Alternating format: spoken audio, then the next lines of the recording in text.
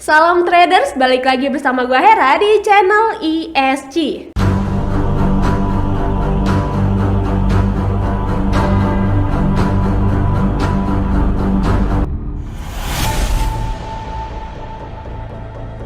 Pada video kali ini, gue akan bahas indikator-indikator teknikal paling gampang yang bisa kalian pelajari. Ya, terutama bagi kalian para pemula yang tentunya masih bingung, gimana sih cara analisis yang dilakukan para trader untuk melakukan trading? Dan kapan sih saatnya yang tepat untuk take profit? Lalu, kapan juga sih saatnya yang pas untuk beli dan jual? Dan masih banyak lagi pertanyaan lainnya yang mungkin ada di benak kalian para newbie. Nah, untuk itu kalian para newbie harus paham beberapa indikator ini yang akan mempermudah kalian dalam membaca grafik candle trend yang sedang terjadi. Inilah keempat jurus teknikal yang akan kita bahas pada video kali ini. Yang pertama ada RSI atau Relative Strength Index. Yang kedua ada Fibonacci Retracement.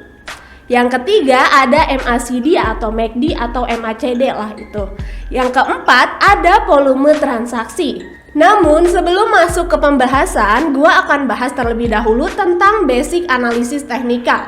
Apa sih analisis teknikal itu? Jadi guys, analisis teknikal itu adalah pendekatan analisa untuk memprediksi atau membaca pergerakan harga yang terjadi di market.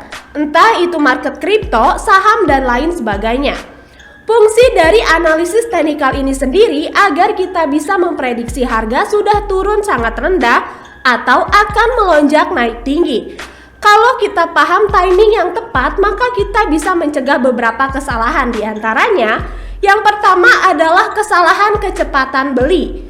Yang kedua, kesalahan telat beli.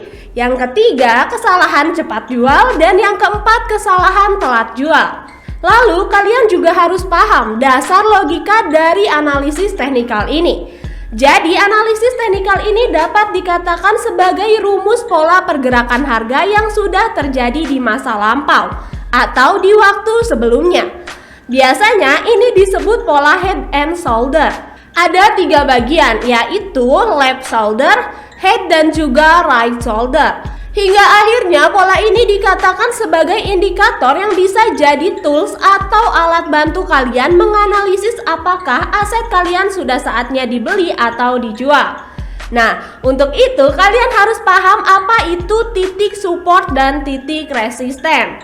Jadi guys, titik support adalah titik di mana sebuah harga berhenti bergerak turun. Biasanya pada titik ini banyak orang akan melakukan pembelian. Nah, untuk titik resisten sendiri adalah sebuah titik yang dimana harga berhenti bergerak naik. Pada titik ini biasanya banyak orang yang melakukan penjualan. Selain titik support dan resisten, kalian juga harus tahu apa itu breakout. Jadi breakout adalah posisi di mana kenaikan atau penurunan harga melebihi atau melewati batas titik resisten ataupun titik support. Nah, ada 4 hukum teknikalnya. Yang pertama, titik support dan titik resisten bisa berlapis. Artinya tidak hanya satu garis saja, bisa beberapa garis. Yang kedua adalah pembalikan atau pantulan harga titik support dan resisten tidak 100%. Biasanya akan terjadi breakout. Nah, yang ketiga, ketika titik jebol, harga bergerak ke lapisan berikutnya. Nah, yang keempat, jadi ketika titik support dijebol, maka titik support ini menjadi titik resisten. Begitu juga jika titik resisten dijebol oleh breakout, maka titik resisten ini akan berubah menjadi titik support. Poin yang keempat ini itu yang dimaksud dengan yang pertama. Jadi titik support dan resisten tidak hanya ada satu. Nah, dengan keempat indikator berikut ini, kalian bisa dengan mudah membaca garis support maupun resisten. Apa aja 4 indikator tersebut? Langsung saja kita masuk ke pembahasannya. Oke, yang pertama ini adalah RSI atau Relative Strength Index.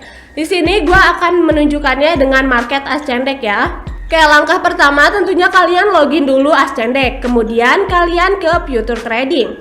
Di sini gue akan lihat ke laptop ya, jadi biar langsung kalian nyontoin dan kalian bisa lihat di atas gambarnya. Setelah ke fitur trading, kalian akan diperlihatkan dengan tampilan seperti ini. Di sini langsung gua perbesar aja biar lebih jelas. Soalnya gue suka yang jelas-jelas. Nah, setelah kalian melihat candle yang naik turun seperti ini, kalian bingung kan gimana sih cara menentukan titik support dan resistennya? RSI ini membantu kalian untuk melakukan hal itu. Jadi caranya gini nih, kalian langsung aja mengklik indikator. Di sini kalian klik, di sini kalian ketik RSI. Nah, maka akan muncul dan kalian klik aja.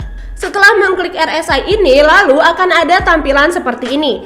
Bisa kalian lihat pada menu RSI ini menampilkan dua garis horizontal yang dimana garis bawah itu bisa dikatakan area batas beli. Dan garis yang atas itu adalah area batas jual. Nah, biasanya di garis atas itu orang-orang sudah mencapai titik malas membeli karena harga yang terus naik.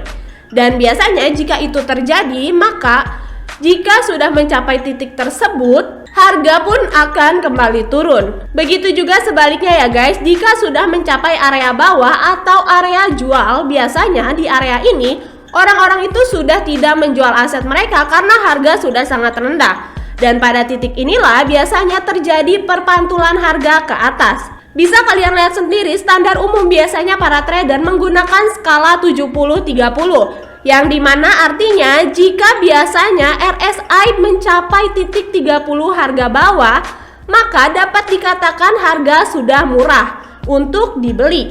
Dan jika harganya sudah mencapai level atas yakni level 70, artinya sudah cukup mahal untuk dijual. Itulah penjelasan tentang RSI ya guys. Tapi sebelum lanjut ke pembahasan selanjutnya, gue coba ingetin ke kalian kalau indikator ini hanya sebagai alat bantu saja, tidak 100% akurat prediksinya. Lalu kita masuk ke pembahasan yang kedua, yaitu indikator Fibonacci retracement. Nah, untuk Fibonacci retracement ini letaknya ada di ini nih. Kalian ke indikator yang ada kayak garpu gitu, terus klik yang sebelahnya. Lalu kalian klik Fibonacci retracement. Oke. Kemudian kalian tentukan mau menentukan titik support atau resisten nih. Jika kalian ingin menentukan titik support, maka kalian tinggal aja tarik titik terendah ke titik tertinggi. Tetapi jika kamu ingin menentukan titik resisten, maka sebaliknya ya, kalian klik aja atau tarik aja dari atas ke bawah atau dari harga tertinggi ke terendah.